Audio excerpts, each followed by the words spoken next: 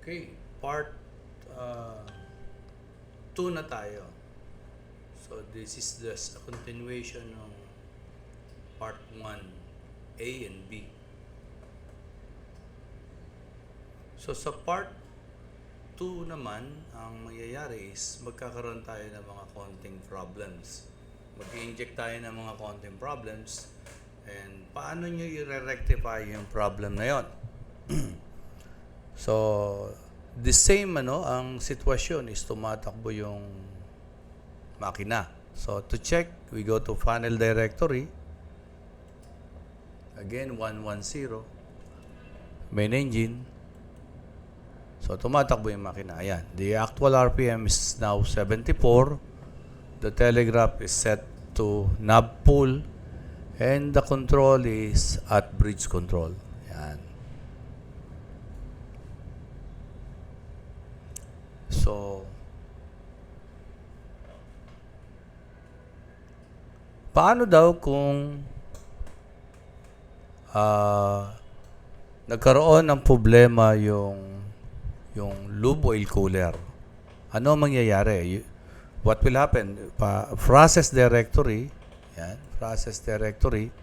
Pag ang lube oil nyo may problema, lube oil cooler dirty, yan. Check nyo yan sa 12 or main engine lubrication oil system. Pindutin nyo yan. So, ito ang cooler. Number 1 and number 2. Ayun sa ilalim yung 1. Ayun yung 2. So, what if nag-inject yung instructors ng problem na marumi yung cooler na to? So, ang gagawin nyo lang, i-change over nyo from 1 to 2.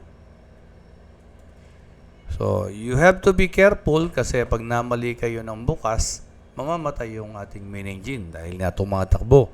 Kaya unang-una, chinek natin, tumatakbo ba?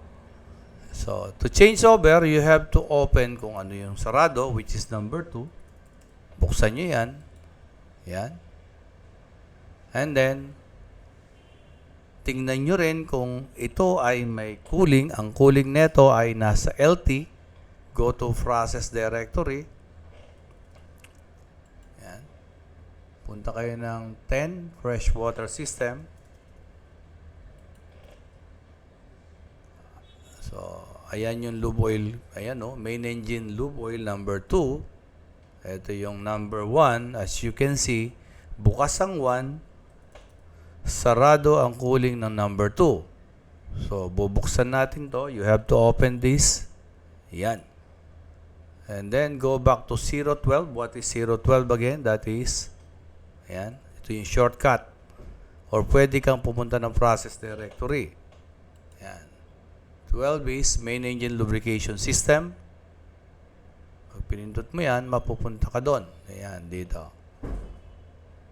Or, back. Pindutin mo yung 12 na yon dito. Instead na process directory, mapupunta ka na kagad dito. Ayan, naka-open na. So, you can now close number 1 since naka-open ng lube oil inlet at freshwater inlet ng cooler na to, number 2. You can now close number 1. Ayan. Ayan. Then, obserbahan mo.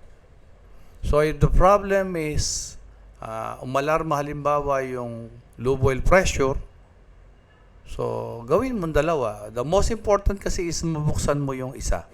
Ayan. Buksan muna natin yung 1. Importante kasi mabuksan mo yung number 2. At least masolve mo yung problem ng lube oil pressure dahil mamamatay yung makina mo o mag-slow down pag hindi mo yan nagawa ng paraan. So pag okay na, tsaka ka na magsara ng number 1 kung nasigurado mong okay na. Hindi yung bukas tapos sara ka agad. What if hindi pala ito ang problem? Sa iba pala nagagaling yung problem. Okay? Next. Next alarm is pwedeng punta tayo ng process directory. Pwedeng umalarma yung expansion tank ng diesel generator natin. Either 1 or 2. Go to process directory. Diesel generator number 1 is 75 and number 2 is 76. Kung umalarma expansion tank, pindutin nyo either of the one. Kung number 1, diesel generator number 1 or 75, ayan yung expansion tank. So, ang alarma niyan is less than 0.3, I guess, or 30. So, malarma yan, what will you do is open this filling valve. Left click, then bantayan until it becomes more than 80 or 80. Yan.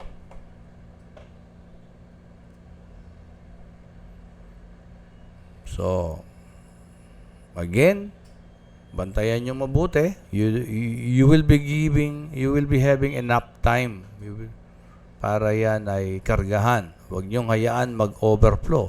Pag nag-overflow yan, alarma yung builds nyo. So, pag okay na, 79, 80, close the filling valve. So, if you have also problems sa number 2, process directory, number 2, then again, open the filling valve and magbantay tayo. Kaya nga, watch keeping. That is an effective watch keeping. May binuksan ka, may kinakargahan ka, bantayan mo, wag mong iiwanan. Dahil pag umapaw yan, mapupunta sa build tank.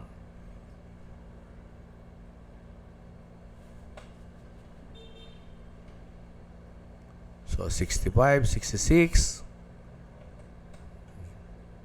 Huwag tayong masyadong mainipin.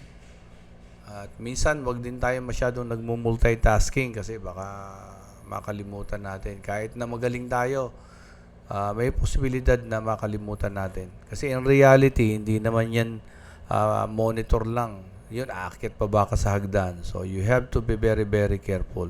So, 81, sarado. Okay? So, pwede rin umalarma yung battery natin, battery charger. If it is battery charger, you go to process directory. Yan. Go to 73. Yan, 73. Yan. So, pwedeng umalarma yung battery charger natin. Yan, yung M na yan. Yan.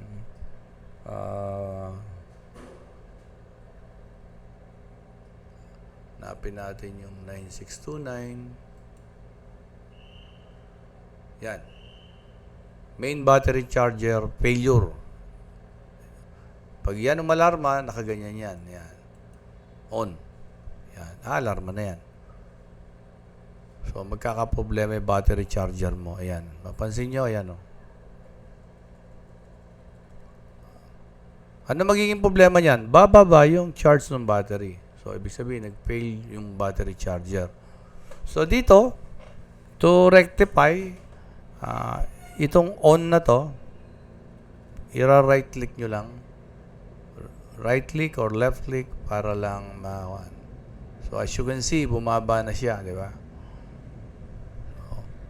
So, gagawin nyo yan, pag umalarma yan, itong on na to, na naka-on yung failure, gawin nyo, i-off nyo lang.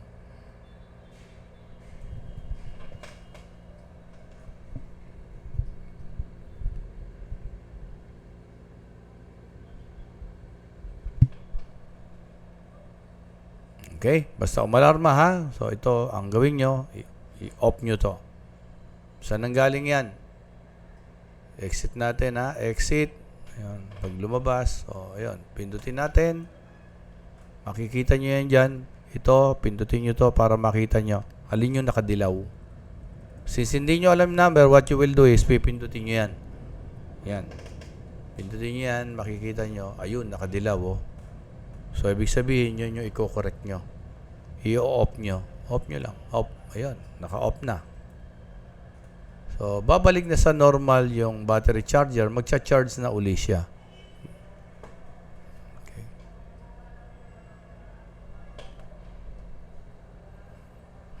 So, next possible problem is viscosity. Pwede yun.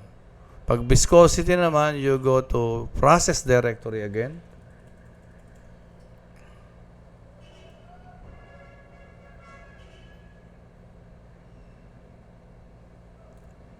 Oh, sorry, may nakalimutan yata ako. Go to emergency. Ito. Kung natin to, i-on natin. I-on natin ito. Main battery charger. Yan. Yan.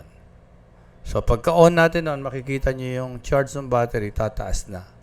So, again, pagka-rectify ng malfunction, i-on nyo tong breaker ng main battery kasi nag-failure, yun yung nag-open kanina o yun yung bumigay. So, i-close nyo to para yung charge ay mag-umpisang tumaas. Ayan, tumataas na. Next problem can be viscosity failure. Go to process directory. Viscosity is na dito sa fuel oil system or number 11. Ayan. So, ito yung viscosity. The normal should be around 15. Ayan, 15. So, makikita nyo may green. Pag yan tumaas, mataas masyado ang viscosity. Pwedeng itong barbola na to, sumara. O yung controller na to, sumara. Ayan. Yan. What you will do is try to open yung barbola kung pwede. O kaya naman, change over. Pwede nyo buksan to. Tsaka ito. Remember, sarado to. Ito ang inlet valve ng fuel oil. Ito naman ang inlet valve ng steam. Kung sarado to, buksan nyo lang. Kung kailangan nyo mag-change over, buksan nyo to. And then, ito. Then, kung may lalabas na malfunction dito sa M, ayan. So, let's say may lumabas na malfunction, 1312. So, makikita nyo, magdidilaw ito. Ayan. Magdidilaw ito. Ayan. On, naka-on yan. So, pag naka-on yan, mapapansin nyo yung viscosity, mag-uumpisang magka-problema. Mag-uumpisang tumaas. So, pag tumaas yan, lumagpas yan ng 20, nakita nyo, may alarma dito sa taas, i-off nyo lang ito. Ayan. Left click. Then, exit. Okay na. Tapos, make sure na yung mga barbola na to ay naka-open at itong controller ay nakaset sa 7.